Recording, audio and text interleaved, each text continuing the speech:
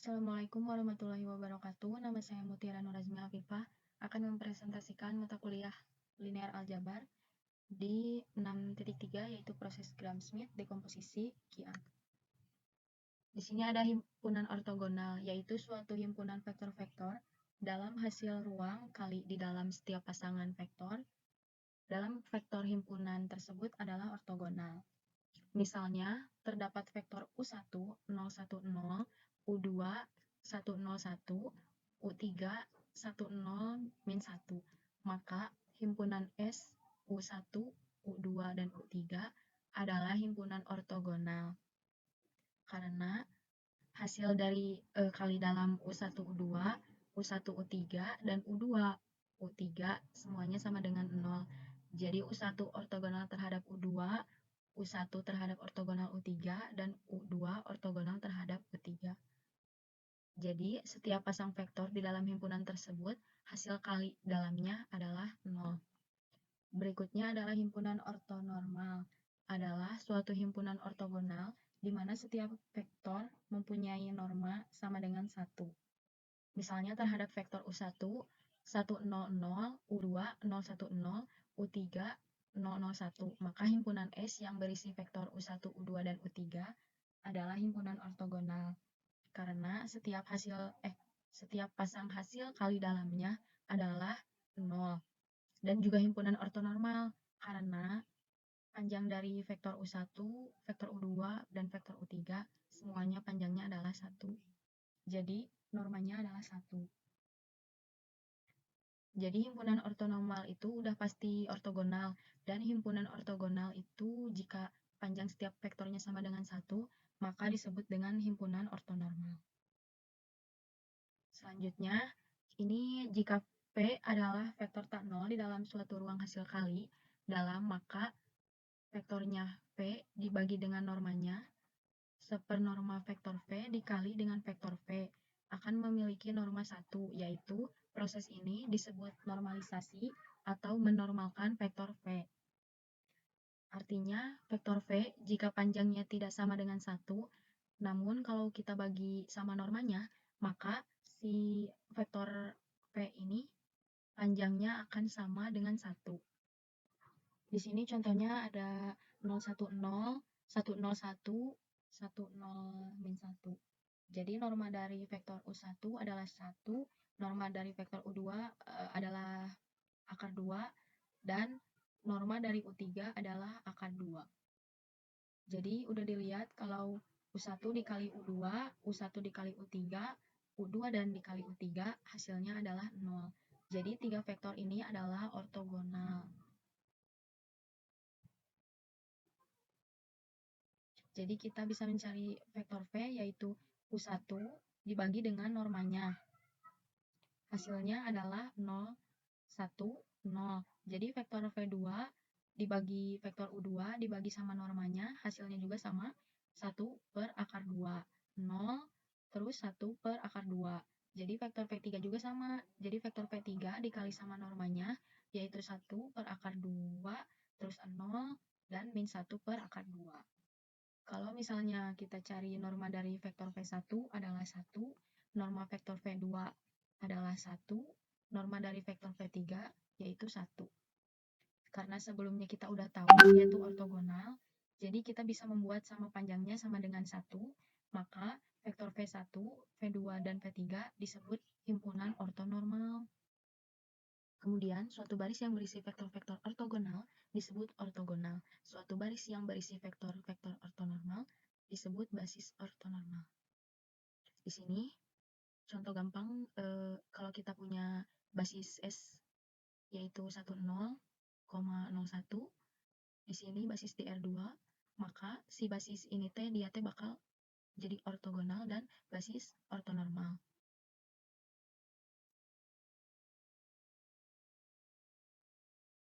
Namun kalau kita punya basis S lain nih di sini 10,02, maka basis ini dia ortogonal, tapi dia enggak ortonormal, karena si panjang basis yang ini 1, yang satunya akar 2.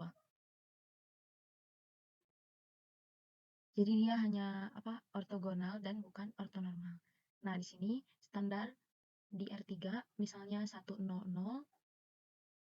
ada J 010, K 001, suatu basis ortonormal. Karena kalau kita kali hasil kali dalamnya, itu akan sama dengan 0. Dan panjang vektor I, J sama K, normanya adalah 1. Maka dia merupakan basis yang ortonormal. Jadi secara umum basis standar di Rn adalah basis ortonormal. Misalnya 1000, E2-nya 0100, dan seterusnya sampai 000,1. Maka basis ini disebut dengan basis ortonormal.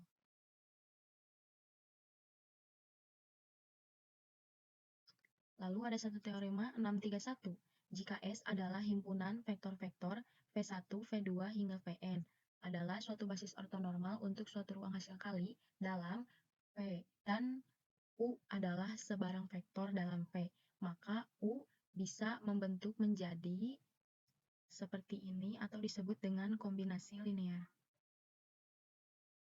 dari basisnya V1, V2 hingga Vn. Yang koefisiennya tuh adalah hasil dari vektor yang kita maksud, yaitu vektor U dengan setiap basisnya. Jadi ini koefisiennya hasil kali dalam vektor tersebut dengan setiap vektor dalam suatu basis yang ortonormal. Jadi koordinat relatif U terhadap basis S ortonormal dapat diketahui sebagai ini ya. Hasil kali dalam UV1, hasil kali dalam UV2, dan seterusnya sampai UVN. Di sini teori 632 menyatakan jika S adalah suatu basis ortonormal untuk suatu ruang hasil kali dalam berdimensi N, dan jika kita punya US, di sini ada U1, U2, sampai UN, dan vektor V dalam basis S, V1, V2, Vn. Maka norma dari vektor U ini akan sama kayak norma secara umum yang diketahui mungkin ya, UN kuadrat. Jarak antara vektor U dan vektor V, di sini ada U1 kurang V1 kuadrat hingga sampai Vn kuadrat. Jadi hasil kali dalamnya adalah U1 V1 plus U2 V2. Nih, U dan V itu adalah suatu vektor dalam basis S, bukan basis standar. Jadi, maksud dari teori 632 ini artinya kalau misalnya kita menghitung norma,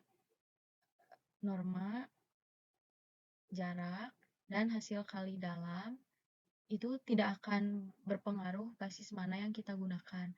Hasilnya akan sama. Jika R mempunyai hasil kali dalam Euclidean dan terdapat vektor U 111 serta basis ortonormal S V1, V2, V3 dengan V 0, 1, 0, V2 min 4 per 5, 0, 3 per 5, dan V3 3 per 5, 0, 4 per 1. Maka norma dari U dapat diketahui dengan menggunakan koordinat relatif U terhadap basis ortonormal. Di sini kita tahu kalau misalnya koordinat relatif U terhadap S, ini hasilnya, dan kita bisa cari seperti ini hasil kali dalam UV1, UV2, UV3. Jadi hasilnya adalah 1 min 1 per 5, 7 per 5. Kalau kita cari panjangnya pada vektor U ketika dia dalam basis S adalah hasilnya akar 3. Jadi hasilnya akan sama kalau kita cari panjang vektor U pada basis standar, yang mana hasilnya adalah sama akar 3.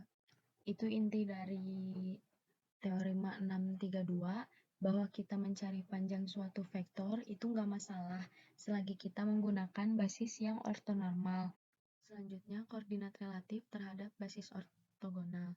Jika S adalah V1, V2, sampai Vn adalah suatu basis ortogonal untuk ruang kali dalam V, dan U adalah sebagai sebarang vektor dalam V. Jadi bentuknya adalah seperti ini.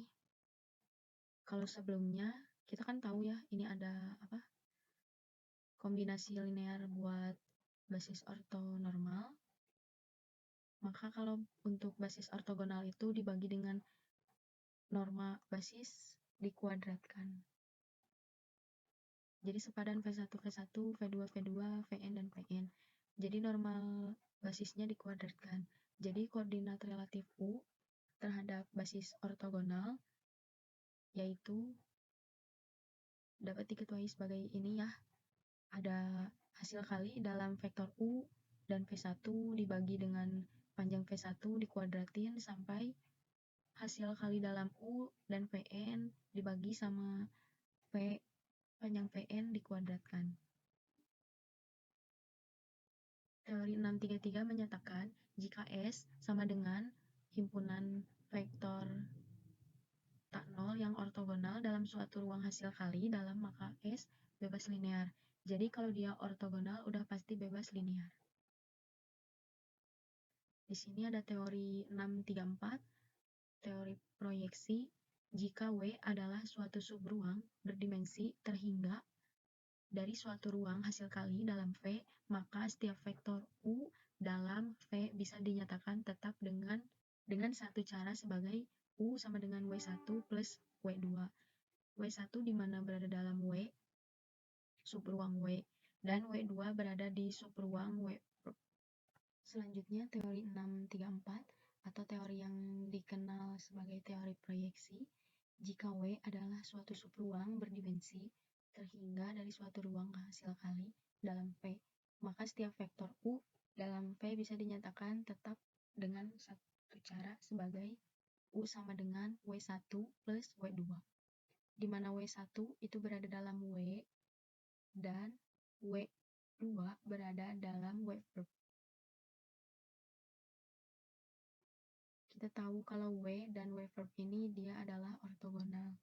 Jadi kita punya subruang W, maka kita ada vektor U yang bisa dinyatakan sebagai penjumlahan antara W1 proyeksi pada W1 dan proyeksi pada W verb.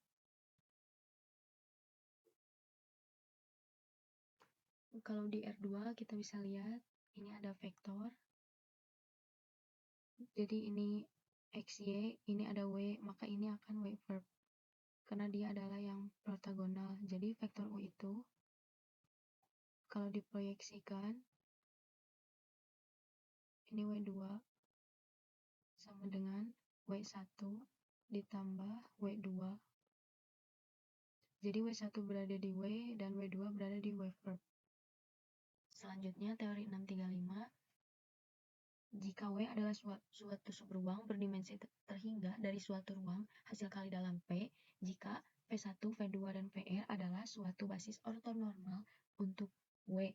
W ini adalah suatu subruang dan U adalah sebarang vektor dalam V, maka proyeksi U pada W itu akan sama dengan kombinasi linear hasil dari kali dalam U terhadap basis V1 dikali dengan V1 ditambah U hasil kali dalam U V2 dikali dengan V2 dan seterusnya sampai U PR dikalikan PR.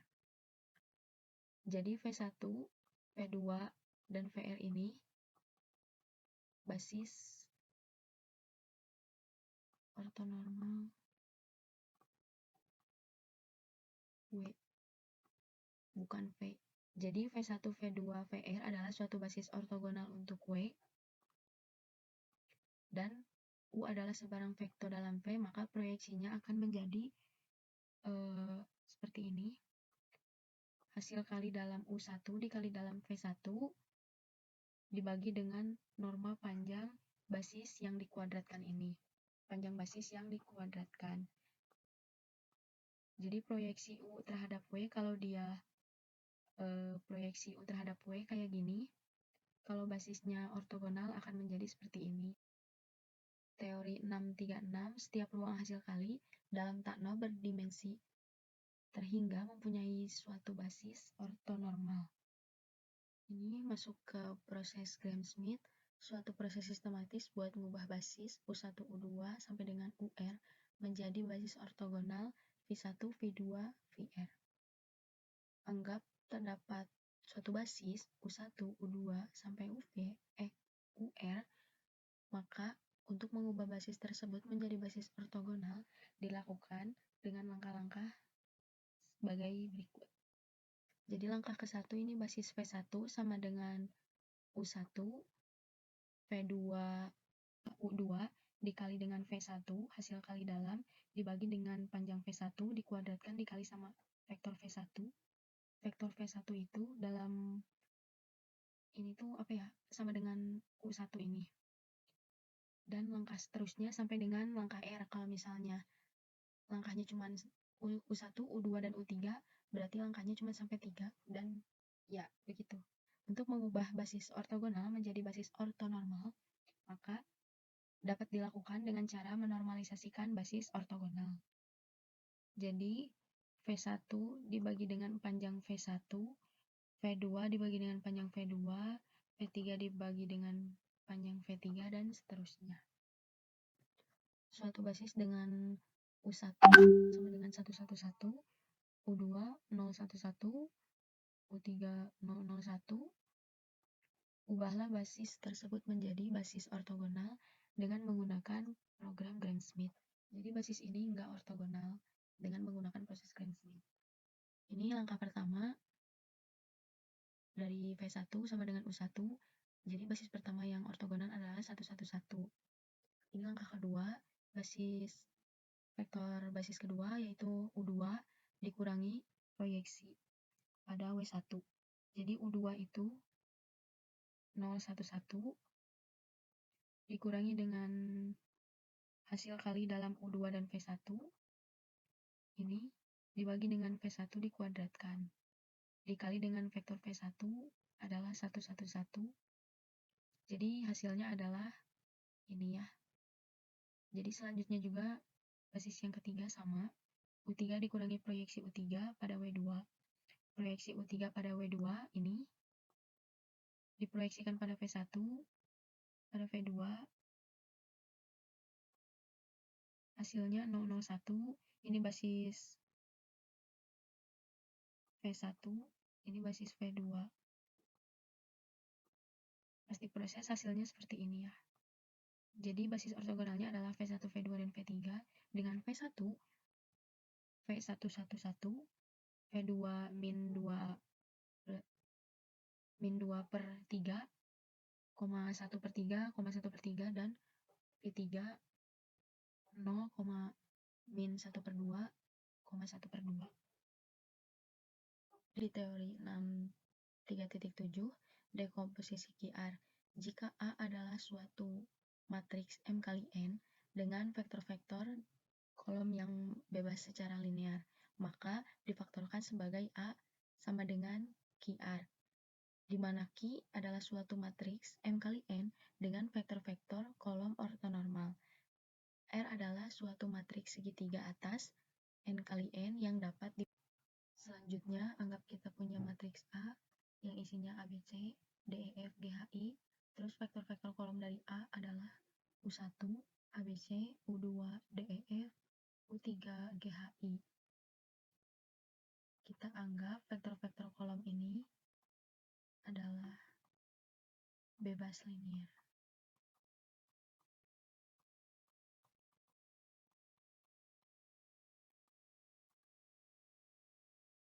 Maka kita bisa membaca A ini menjadi perkalian matriks Q dan R. Matriks Q-nya kita dapat temukan melalui proses Gram-Schmidt dan menormalisasikan terhadap vektor-vektor kolom. Dari A menghasilkan vektor-vektor berbasis ortonormal Q1, Q2, dan Q3 sehingga menghasilkan matriks Q1, Q2, dan Q3. Oh iya, bahwa matriks Q adalah vektor-vektor kolom ortonormal. Sementara proses Gram-Schmidt ini cuman menghasilkan ortogonal. Jadi kita harus melanjutkan dengan proses ini ya, menormalisasikan terhadap vektor-vektor kolom dari A yang menghasilkan tadi ya Q1, Q2, Q3 melakukan proses Gram-Schmidt, jadi menormalisasikan. Kemudian kita bisa mencari matriks R, yaitu matriks segitiga atas. Ini di bawah diagonal utamanya, yaitu nilainya 0 ya. Kalau kita kalikan perkalian matriks, jadi ini. Jadi A ini matriks 3 kali 3. Jadi kita akan memperoleh Q itu 3 kali 3. Jadi R juga memperoleh 3 kali 3. Hasilnya adalah sama dengan matriks A 3 kali 3. Ini masuk ke contoh dekomposisi QR dari matriks A 100, 110, 111. Jadi ini teh vektor-vektor yang ada di soal sebelumnya ya. Ini ada U1, U2, U3. U1 ini 111, U2 011, U3 001. Karena kita udah melakukan proses Gram-Schmidt, di sini ada Q adalah suatu matriks yang dibentuk oleh vektor-vektor yang dibentuk oleh vektor ortonormal dari vektor-vektor kolom A yang diperoleh dari proses Gram-Schmidt, yaitu Q1 111, Q2 min 2 per 3, 1 per 3, 1 per 3, Q3 0, min 1 per 2, min 1 per 2. Jadi dilanjutkan dengan normalisasi.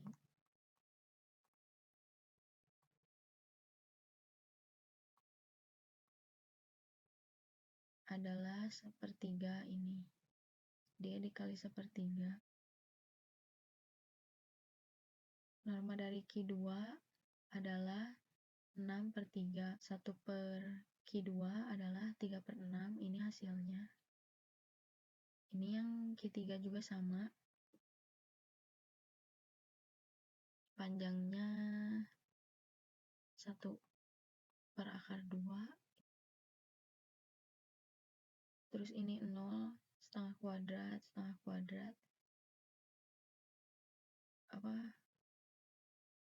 Menghasilkan 2 per 4 kuadrat atau setengah akar dari setengah. Jadi panjangnya itu 2 kuadrat. Jadi panjangnya norma Q3 itu 1 per akar 2. Kalau misalkan dibagi dengan Q3, maka dia akan menjadi akar 2.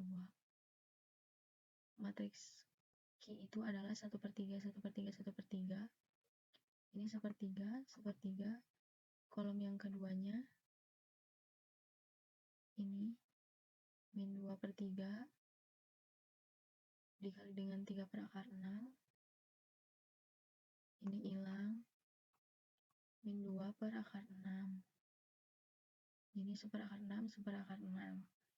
Kolom yang ketiganya 0. Ini nih. Kemudian min setengah dikali akar 2 dikali akar 2.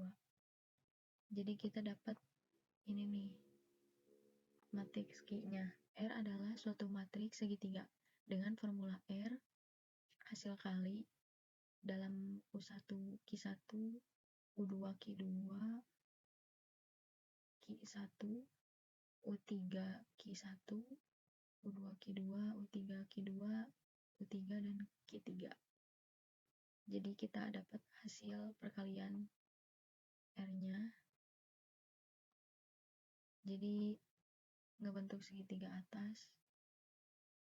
Jadi bisa ditulis A sama dengan QR.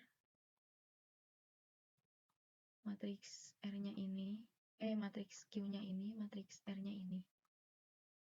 Jadi bisa ditulis di sini.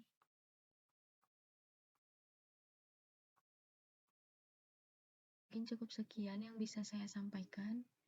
Mohon maaf apabila ada kekeliruan, ketika saya menyampaikan materi ini. Wabillahi taufiq wal hidayah.